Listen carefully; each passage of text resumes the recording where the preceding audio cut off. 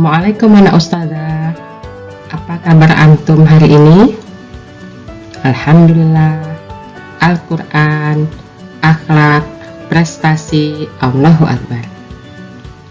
Anak ustazah semua, kita jumpa lagi pada kali ini materi tematik IPA yang akan membahas dua materi sekaligus, yaitu tentang jenis pernapasan dan penyakit-penyakit yang menyerang organ pernapasan.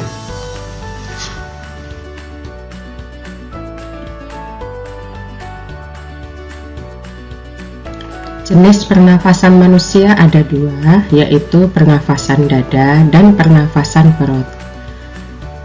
Kadang-kadang kita tidak menyadari saat bernafas apakah kita menggunakan pernafasan dada atau pernafasan perut.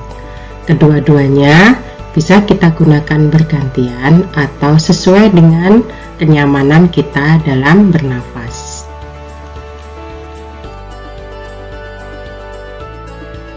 Baiklah, kita bahas satu persatu jenis pernapasan. Yang pertama adalah pernapasan dada. Pernapasan dada melibatkan tulang rusuk. Jika otot rusuk berkontraksi, maka rongga dada akan membesar. Saat rongga dada membesar, maka udara masuk ke paru-paru. Sebaliknya, jika otot rusuk berelaksasi, maka rongga dada mengecil sehingga udara keluar dari paru-paru.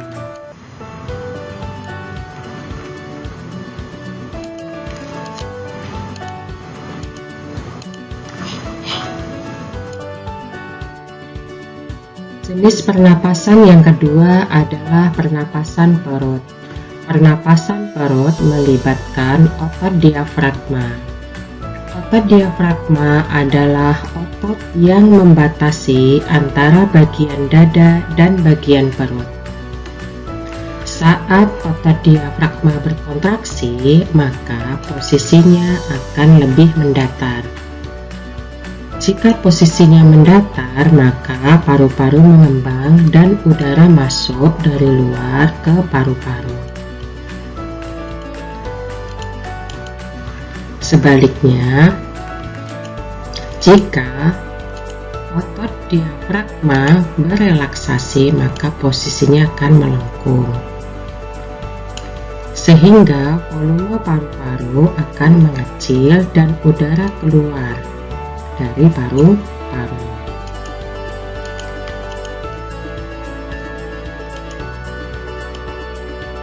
Nah, anak ustazah semua, kita sudah membahas dua jenis pernafasan manusia, yaitu pernapasan dada dan pernapasan perut.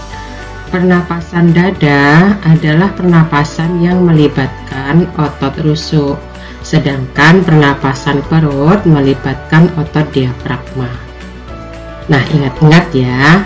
Oke, kita lanjutkan materi kita, yaitu penyakit yang menyerang organ pernafasan.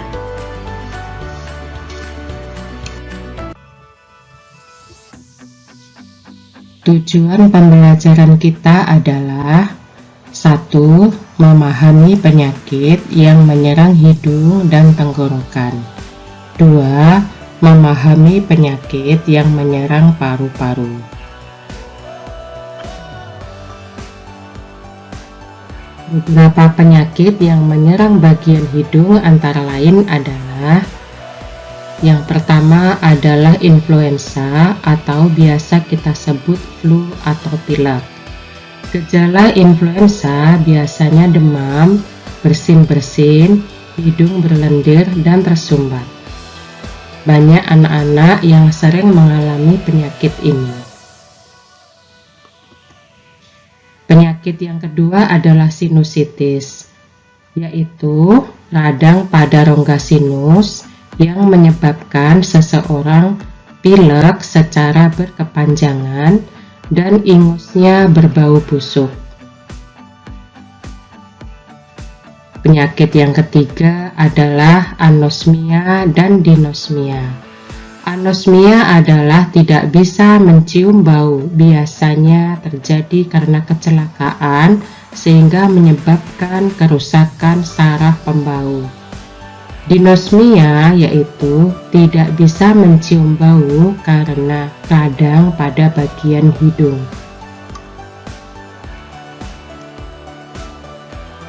Penyakit yang menyerang tenggorokan. 1. ISPA atau infeksi saluran pernapasan atas. Infeksi ini menyerang bagian hidung, faring, laring. Infeksi ini disebabkan oleh virus. Gejala penyakit ini adalah demam, sakit tenggorokan, dan batuk-batuk. 2. Difteri disebabkan oleh bakteri Corynebacterium. Gejalanya adalah suara serak, pembengkakan kelenjar leher, sesak napas, dan demam yang sangat tinggi. Penyakit-penyakit yang menyerang paru-paru. 1.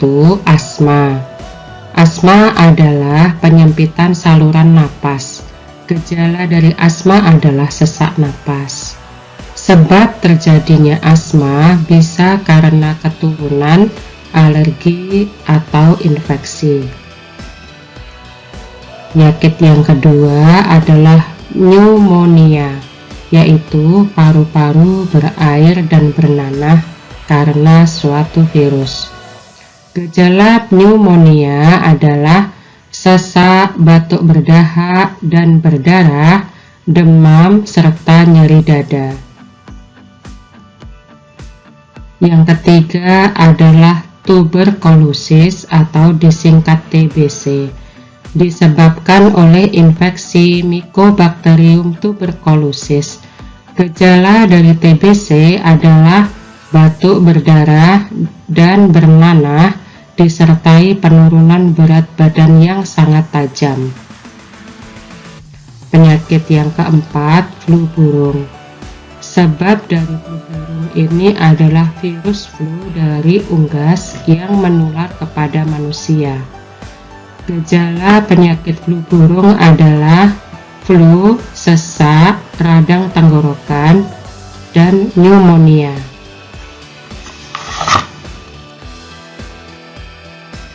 Nah, anak-anak semua, antum sudah mengenal penyakit-penyakit organ pernafasan, mulai dari penyakit yang menyerang hidung, menyerang tenggorokan, dan menyerang paru-paru. Sebagian besar penyakit itu bisa menular melewati udara. Nah, kita harus hati-hati.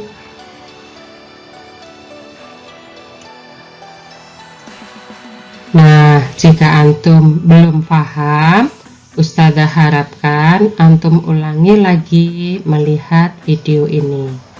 Setelah paham, antum bisa mengerjakan kuisis yang Ustazah kirim.